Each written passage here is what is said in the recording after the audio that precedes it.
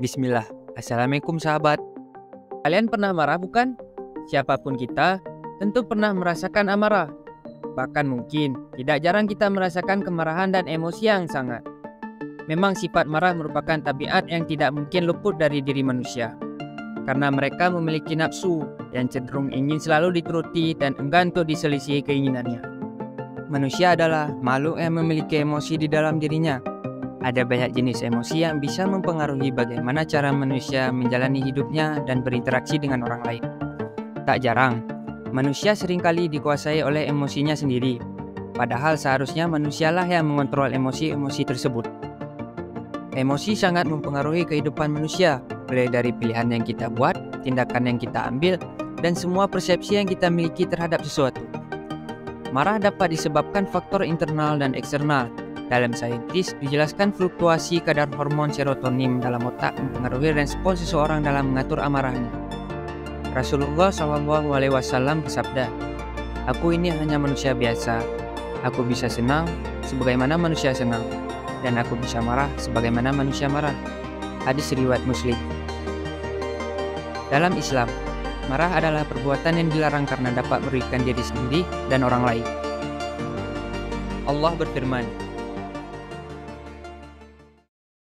وَسَارِعُوا إِلَى مَغْفِرَةٍ مِّن رَّبِّكُمْ وَجَنَّةٍ عَرْضُهَا السَّمَاوَاتُ وَالْأَرْضُ أُعِدَّتْ لِلْمُتَّقِينَ الَّذِينَ يُنفِقُونَ فِي السَّرَّاءِ وَالضَّرَّاءِ وَالْكَاظِمِينَ الْغَيْظَ وَالْعَافِينَ عَنِ النَّاسِ وَاللَّهُ يُحِبُّ الْمُحْسِنِينَ. Dan bersegeralah kamu mencari ampunan dari Tuhanmu dan dapatkan surga yang luasnya seluas langit dan bumi, sediakan bagi orang-orang yang bertakwa, yaitu orang-orang yang berinfak, baik di waktu lapang maupun sempit, dan orang-orang yang menahan amarahnya dan memaafkan kesalahan orang lain, dan Allah mencintai orang yang berbuat kebaikan. Allah menganjurkan kita untuk sabar dalam menahan amarah, sebagaimana dalam firman-Nya, وَلَمَنْ صَبَرَ وَغَفَرَ إِنَّ ذَلِكَ لَمِنْ عَزْمِ الْأُمُورِ. Tetapi barang siapa bersabar dan memaafkan, sungguh yang demikian itu termasuk perbuatan yang mulia.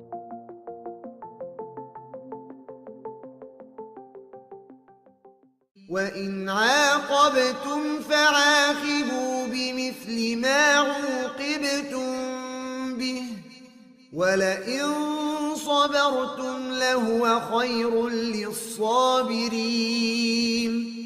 وَاصْبِرْ وَمَا صَبَرُكَ إِلَّا بِاللَّهِ وَلَا تَحْزَنْ عَلَيْهِمْ وَلَا تَكُ فِي ضَيْقٍ مِّمَّا يَمْكُرُونَ.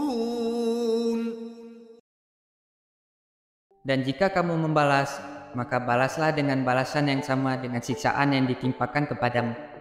Tetapi jika kamu bersabar, sesungguhnya itulah yang lebih baik bagi orang yang sabar. Dan bersabarlah Muhammad, dan kesabaranmu itu semata-mata dengan pertolongan Allah. Dan janganlah engkau bersedih hati terhadap kekafiran mereka, dan jangan pula bersempit dada terhadap tipu daya yang mereka rencanakan.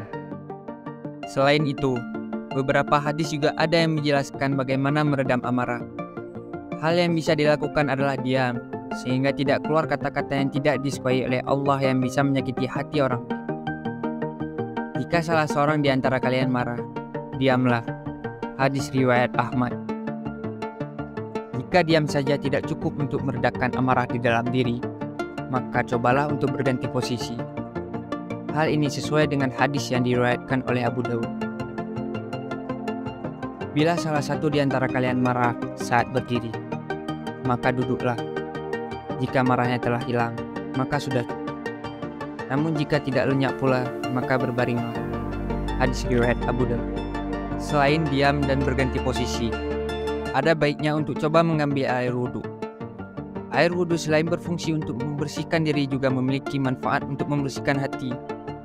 Ketika mengambil air wudhu, bisa saja kita lupa dengan hal-hal yang buruk yang ingin kita lakukan ketika sedang marah. Emosi, marah merupakan sifat setan. Setan berasal dari api. Untuk meredakan api, hendaknya basuh dengan air, yaitu air wudhu.